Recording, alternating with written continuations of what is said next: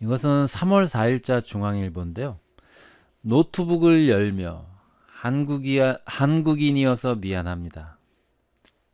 한국인이어서 부끄럽습니다라는 식으로 뉴스공장에 나왔길래 뭐가 부끄러운 거지?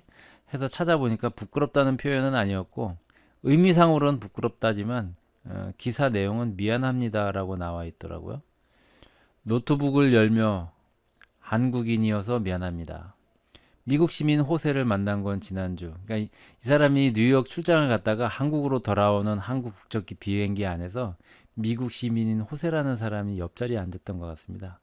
그 사람을 보면서 이때만 해도 미국보다는 우리나라에서 이제 코로나 환자가 많았기 때문에 감염자가 많았기 때문에 그 사람에 대해서 미안하게 생각했다는 거죠. 한국인이어서 미안했던 건 태어나서 처음이었다. 미국의 언론에서 대구의 코로나 상황이 보도가 되면서 이 여자는 기본적으로 그게 창피했나 봐요.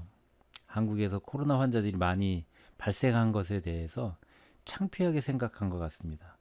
텔레비전에서 한글이 박힌 앰뷸런스를 자료 화면으로 보는 심정이란. 이걸 그쵸? 보통 정상적인 인성을 가진 사람이라면 안타까워해야지 창피하게 생각하면 안 되죠. 마음이 근본적으로 이 기자는 삐뚤어져 있는 겁니다. 물론 한국의 적극적 검사와 투명한 공개는 팩트다. 이 팩트다. 이렇게 말하면 안 되죠.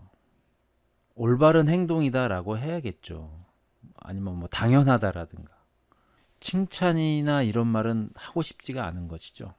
그렇기 때문에 공개는 당연하다가 아니라 공개는 팩트다 라고 표현을 한 것이겠죠. 사실이라고 하면 되지 왜 굳이 팩트라고 하는지 모르겠네요. 그런데 이게 지금 자랑이랍시고 내세울 만한 일일까? 지금 3월 4일 기사니까 지금 4월 28일이니까요. 두 달도 채 안 됐네. 지금 이게 자랑거리가 되고 있지 않습니까? 우리나라에서. 근데 그때 이 기자는 자랑이랍시고 이렇게 비아냥거리고 있었네요. 뭣도 모르면서.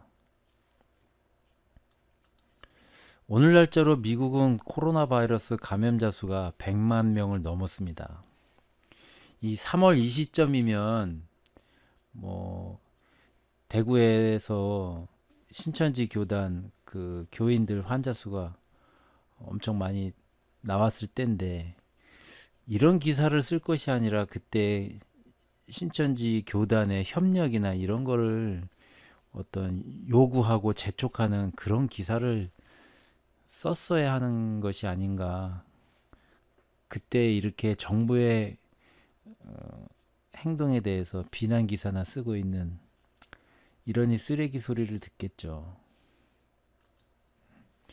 여기에 또 이렇게 북한의 방역 협력을 제안하는 건 애들 말로 말인가 막걸리인가. 참 기자가 이렇게 말 가지고 천박한 말을 쓰네요. 이거는 말 어휘 자체가 천박한 것이 아니라 표현이 천박한 것 같습니다. 북한이라는 것을 끌어들여서 이렇게 말인가 막걸리인가 참 수준이 떨어지네요.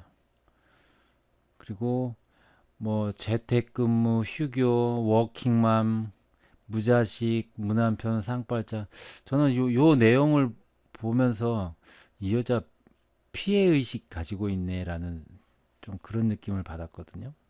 이 상황에서 이런 거 가지고 비난하고 그럴 다른 좀 더 현실적인 중요한 뭔가가 있을 것 같은데 이런 거 가지고 비난하고 있네요.